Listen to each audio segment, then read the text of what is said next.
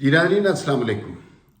और सबसे बड़ा मसला तो यही है इस वक्त मुल्क में पैदा हुआ है कि इलेक्शन कब होंगे, इलेक्शन होंगे भी नहीं होंगे। इलेक्शन कमीशन कुछ कह रहा है, अदालतें कुछ कह रही हैं, पीटीआई वाले कुछ कह रहे हैं, पीएमएलएन और पीडीएम वाले कुछ और कह रहे हैं। तो समाअत जारी है। उस समाअत के हवाले से जो है मुख्तलिफ़ किस्म की बातें सामने आ रही हैं। तो इसमें अभी कोई तहलका खेज़ ख़बर आने की भी तवक्को है। जो इन जजेस ने इख्तलाफी नोट दिया था वो कोई तहलका खेज़ बात भी कर सकते हैं। और तहलका खेज़ बात क्या हो सकती है? तहलका खेज़ बात ये हो सकती है कि वो अपनी क़यादत, अपनी लीडरशिप से रिवर्ट कर सकते हैं। ये तारीख में पहली दफ़ा नहीं हुआ, इससे पहले भी हुआ। इंडिया में ये हो चुका है जहाँ बैक दो दो सुप्रीम कोर्ट्स थीं और एक इस किस्म का आइनी बहरान पैदा हो गया था कि जिसमें कुछ जजेस चीफ जस्टिस से इख्तलाफ करते थे, कुछ जजेस चीफ जस्टिस साहब से इत्तफाक करते थे। तो अलग अलग कोर्ट्स बन गई और उससे ज़ाहिर है मुल्क में डेमोक्रेसी का, आइन का तमाशा ही बना।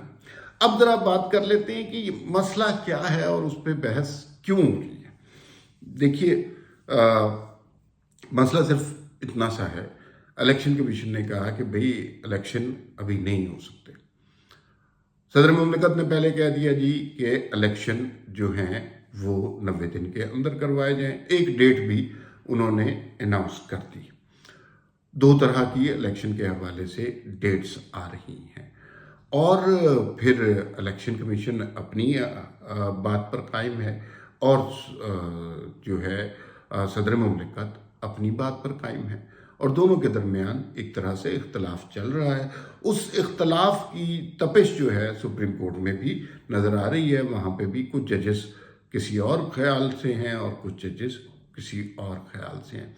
तो इसी की बुनियाद पर कोई बड़ा एक्सक्लूसिव किस्म का बयान सामने आने की आज तवक्को है। शाम तक हमें लगता है कि कोई ऐसा इख्तलाफी जजेस में से कोई ऐसी बात होगी कि जो चीफ जस्टिस, मौजूद चीफ जस्टिस साहब के हवाले से कुछ ख़तरनाक बात होगी और उनकी इज़्ज़त, हुर्मत और उनके जो इख्तियारात हैं उनके हवाले से, इख्तियारात के हवाले से बहुत बातें होना शुरू हो गई हैं जो कि पहले कभी सोसाइटी में नहीं हुई। इफ्तिखार चौधरी साहब तो दम तनाते हुए सुओ मोटो लेते थे, किसी की जरूरत नहीं होती थी कि भाई सुओ मोटो लेना है या नहीं लेना। अब लोग बात कर रहे हैं कि चीफ जस्टिस फ़िरौन नहीं होता, हाकिम आला नहीं होता। चीफ जस्टिस ने ज़ाहिर है साथी जजेस से मशवरा करके लेना चाहिए, लेकिन गुज़िश्ता दिनों एक फ़ैसले में उन्होंने बता दिया कि काजी फाइज ईसा सुओ मोटो नहीं ले सकते, सुओ मोटो चीफ जस्टिस ही लेगा। अच्छा, जब काजी फाइज ईसा चीफ जस्टिस बन जाएंगे तो फिर इस शेख का क्या करेंगे, ये भी फैसला करने वालों को सोचना चाहिए। लेकिन सारे दिहाड़ियाँ लगा रहे हैं, वक्त गुजार रहे हैं, अपनी अपनी बारी पूरी करके पहुंच जाते हैं। अच्छा, ये जो इलेक्शन वाला तनाज़ा है ना, ये पहले भी अदालत में पेश हो चुका है, आपको पता है। और उस वक्त कहा गया कि 3-2 से ये फैसला मंजूर हो गया कि इसके ऊपर समाअत होनी चाहिए, इसके ऊपर बात होनी चाहिए। बाद में पता चला कि 2 जजेस को निकाल दिया गया था। जाहिर है मुज़ाहिर अली नकवी और एजाजुल एहसन पे बहुत एतराज़ात होते थे, वो साइड पे हो गए, 2 जजेस और साइड पे कर दिए गए। अच्छा, लेकिन जो नुक्ता एतराज़ है कि वो उन 2 जजेस का ओपिनियन तस्लीम किया जाएगा, उनकी बात मानी जाएगी या उनकी बात को बिल्कुल उठाकर फेंक दिया जाएगा, ये नुक्ता एतराज़ है कि भाई 3-2 से फैसला था वो या 4-3 से था। ये उसी तरह की मिसाल है कि सारे मुल्क में ये शोर पड़ा हुआ है कि ये दीवार गलत तामीर हुई है, टेढ़ी तामीर हुई है। इस मिसाल से समझने कीजिए, इस दीवार का मैमार ठीक नहीं था, इस दीवार पे प्लस्तर सही नहीं लगा है, ईंटें सही नहीं लगा है और ये दीवार गलत है, इस दीवार को गिरा देना चाहिए। ये एक नुक्ता नज़र है। दूसरी साइड का नुक्ता नज़र क्या है? दूसरी साइड का नुक्ता नज़र ये है कि जिस बुनियाद के ऊपर ये दीवार तामीर की गई थी वो बुनियाद ही गलत है। अब अगर दीवार टेढ़ी है तो इसमें दीवार का, मजदूर का, मिस्त्री का, सीमेंट का या ईंटों का कोई कसूर नहीं है। ये तो सारा कसूर उस गलत बुनियाद का है کہ جس کی بنا پر یہ دیوار ٹیڑھی بنی ہے. یہی معاملہ ہے.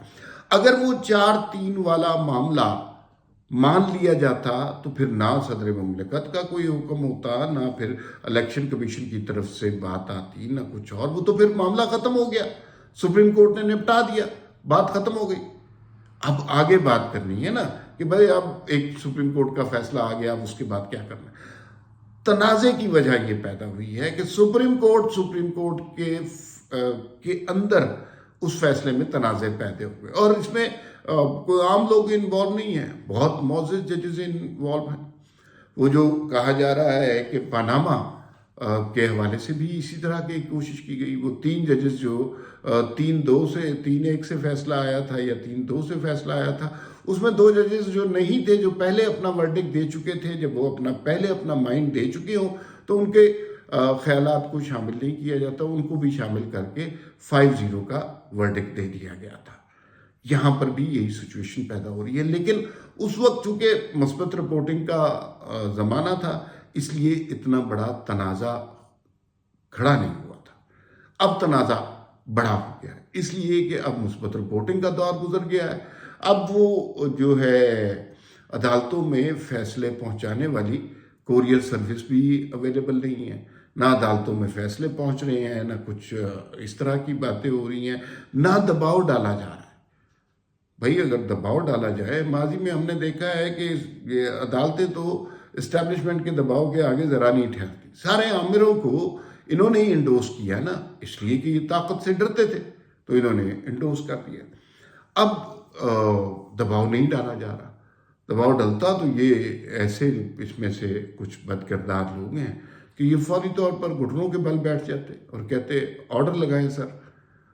ابھی دباؤ نہیں ڈالا جا رہا. لیکن اس ساری صورتحال سے ملک ایک آئینی بحران کا شکار ہو گیا ہے. جو کل جسٹس منصور شاہ نے لکھا، اس کے بعد بہت سارے لوگوں کی آنکھیں کھل گئیں.